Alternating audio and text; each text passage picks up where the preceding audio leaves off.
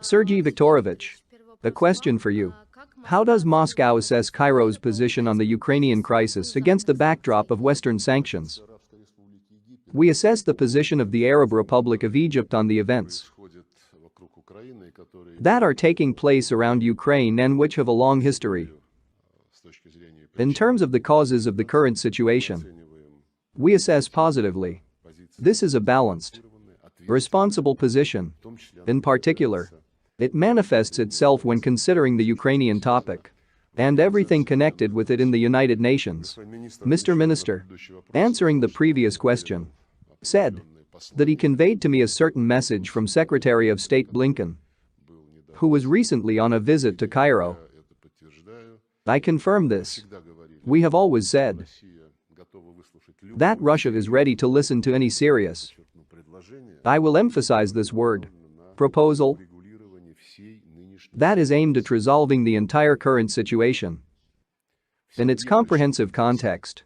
And of course, in this regard, we once again heard a message conveyed through Mr. Minister that Russia must stop, Russia must leave, and then everything will be fine.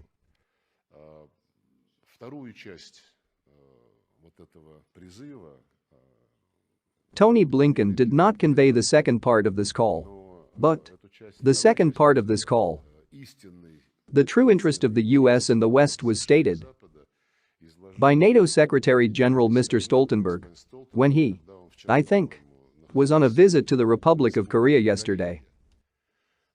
In one of his speeches, he said that Russia must lose. It must be defeated. And the West cannot allow Ukraine to lose. Because then the West will lose and, as Mr. Stoltenberg said, the whole world will lose if Ukraine loses. That is, he took the liberty of speaking not only on behalf of 36 members of the North Atlantic Alliance, but also on behalf of all other countries of the world, including on behalf of Egypt and other countries of Asia, Africa and Latin America. And further, Mr. Stoltenberg said that due to the fact that the defeat of Ukraine cannot be allowed, since this would mean the defeat of the whole world. That is why, he said, NATO will realize its global responsibility. In my opinion, everything is clear enough here. This is not about Ukraine at all. The Kiev regime, which has no independence, fulfills the will of the sovereign. I mean the United States and the rest of the West, which was subdued under Washington and under its policy aimed at achieving the main goal, which is to prevent any events in the international arena